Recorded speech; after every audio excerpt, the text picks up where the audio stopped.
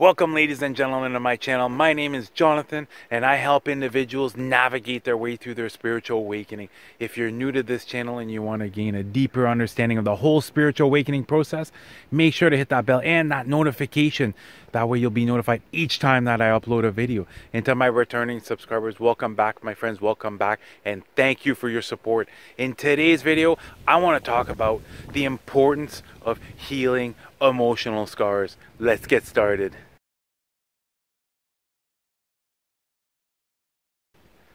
As far as in our society currently, we don't put enough emphasis on healing emotional scars and also on mental health.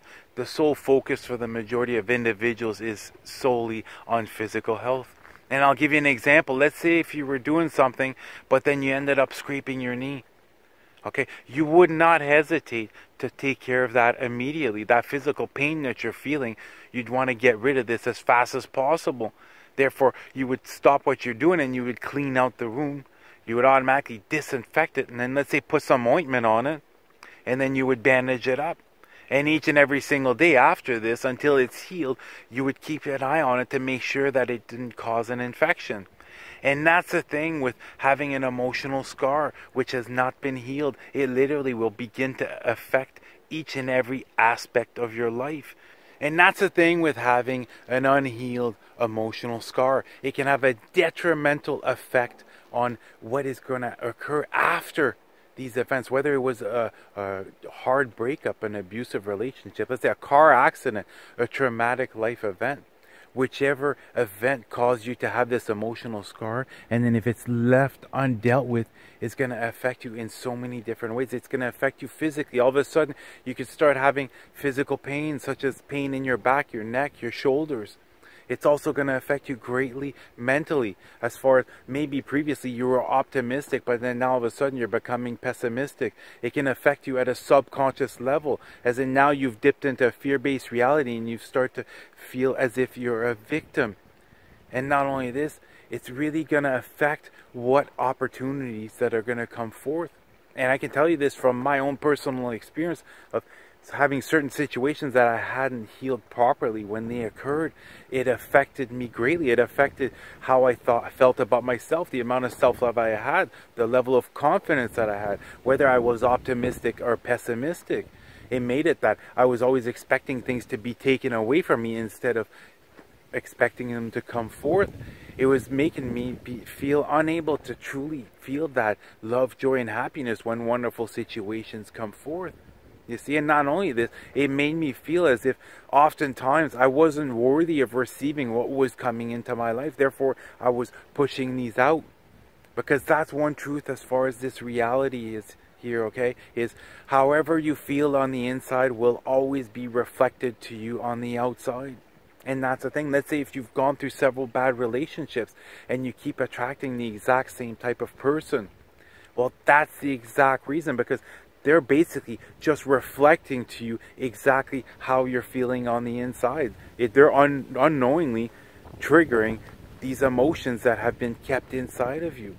And that's the thing, when I speak to a lot of people who are struggling as far as manifesting, that is the number one blockage. It's not being able to feel the emotion, match up the emotion with the vision that they have. And it doesn't matter which way you're trying to manifest right now, whether it's visualizing, whether it's scripting, whether it's throughout meditations. It's the overall emotion that you're able to feel that's going to dictate the level of manifestation that you're going to bring forth. If you're trying to bring forth a new love, let's say you're trying to bring forth a soulmate, but there are some scars that have not been healed, there's some emotional scars that have not been healed, you will attract a soulmate, but what's going to end up happening is, unknowingly to them, they're going to be triggering you to bring forth these emotions, these painful life experiences for you to once and for all begin to heal them. Because that's the thing, it's the emotion that amplifies the manifestation. And not only this, from my spiritual journey, from what I've experienced, is your manifestation might take a while to come forth, but I can tell you this, that your exterior will match up very quickly as far as how you feel on the inside. You'll start noticing that once you start to create more and more self-love, more inner peace, you release stress and anxiety, you're going to find all of a sudden your life is going to calm right down. You're going to see that things are going to become a lot more peaceful. You're going to have many more pleasant surprises coming forth compared to having things that cause stress and anxiety and fear. The majority of your emotional scars you will be able to heal on your own. Okay? But some of you have gone through very traumatic events in your life, and you might need to talk to someone close to you. You might need to talk to a family member or a friend, or you might need to reach out, let's say join a support group, go see a counselor, go see a psychiatrist, go talk to a healer or a spiritual guide such as myself. And I really don't want you to see this as a sign of weakness, because it is not a sign of weakness. It's a sign of empowerment. And the harsh reality is some of you might have gone through horrific events simply because you're going to be helping out others later on down the road. That is going to be your life mission, because deep inside, you might not know this, but deep inside you are a warrior, and you're able to fight through this, and you're able to have the courage to heal this. And now you're going to be able to help out others, because you truly are going to be able to feel exactly how they feel concerning these traumatic events. You're really going to be able to be extremely compassionate and empathetic towards others, and you're going to help them heal greatly. Now I want to talk about how you're able to start beginning the healing process. What are you able to do to start releasing, to start healing this emotional scar? And it all starts with forgiving yourself.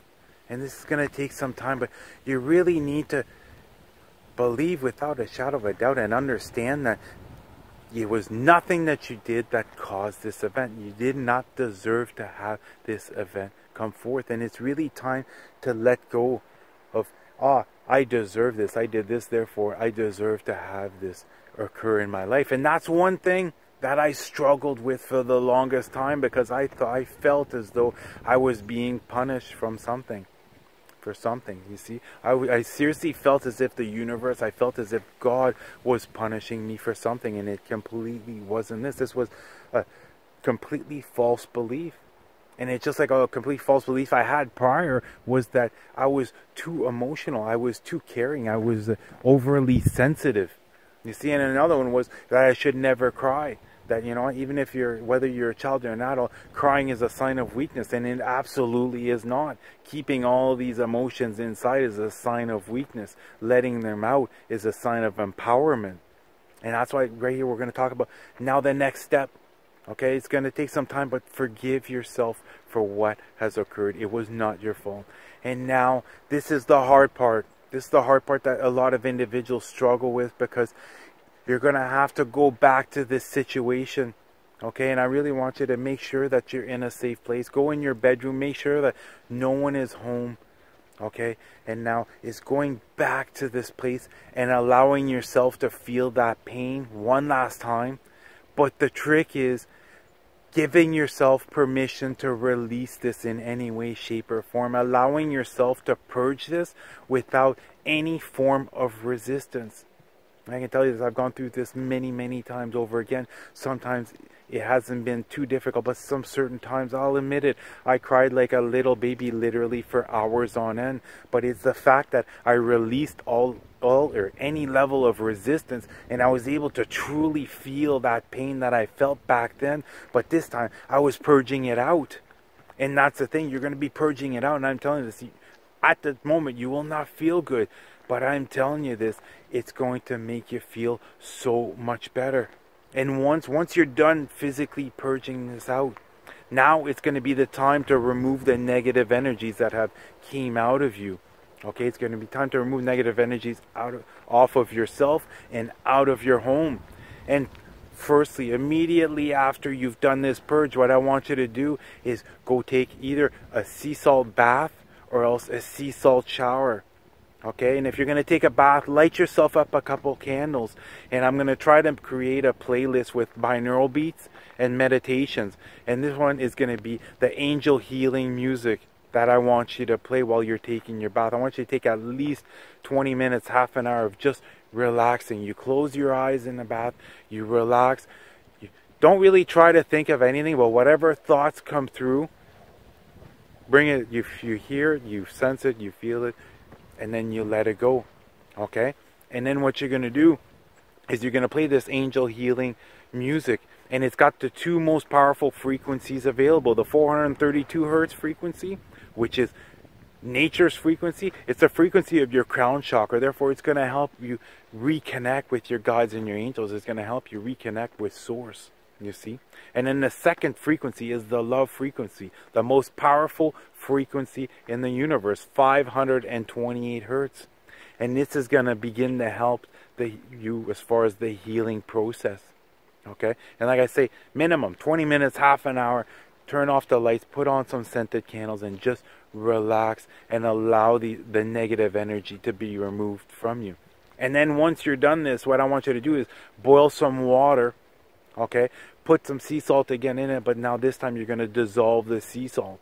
Okay, and you're going to place this right beside you, because what you're going to do next is you're going to do an energy healing session.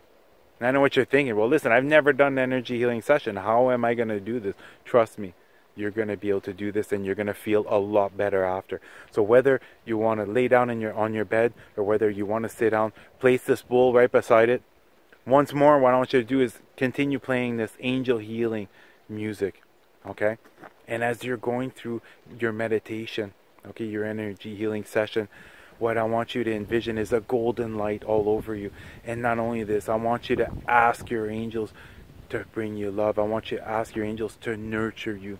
And then it's really important to let go any form of resistance and just keep on visualizing this golden light around you, and keep on feeling the love that's being brought forth. And you might become emotional during this energy healing session, and it's completely normal. Whether it's tears of sadness or tears of joy, it is completely normal. Whatever happens, you just let it out. No resistance whatsoever. And once more, do this session for as long as you need. Okay, this isn't going to be a little 5-10 minute session. It's going to be half an hour, most likely to an hour long.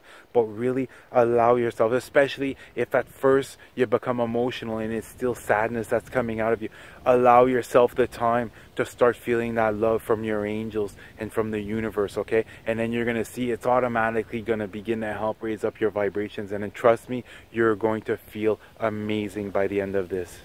And once you're done your energy healing session, what I would do personally, I would boil up some water, put some sea salt in, dissolve it, and I would literally remove negative energies out of each and every single room of your home. But it's completely up to you. You might want to just do the room where you purged. You know, it's completely up to you.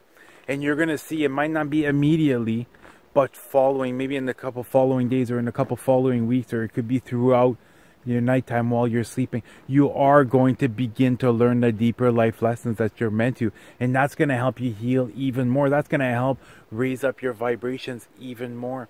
And one thing, I'm not sure if this is just so happened, if it was just luck, but whichever invitation you received that day that you've done your energy healing session, that you've managed to purge this out, accept it. This has happened to me each time that I've gone through these purging sessions. I've always received an invitation, and even though the day might have started really bad by feeling all this pain, it ended up with me having my vibrations so high that at nighttime I'm not even able to fall asleep. And you'll see as these life lessons starts to come in, you're going to start eventually seeing these events from a neutral point of view, and that's when you're going to start to be able to find the good out of each of these single situations. Okay, well, that's going to do it for the video, guys. You guys have an amazing day. Get yourself out in nature if you can. I love you guys. You guys have an amazing day. Namaste.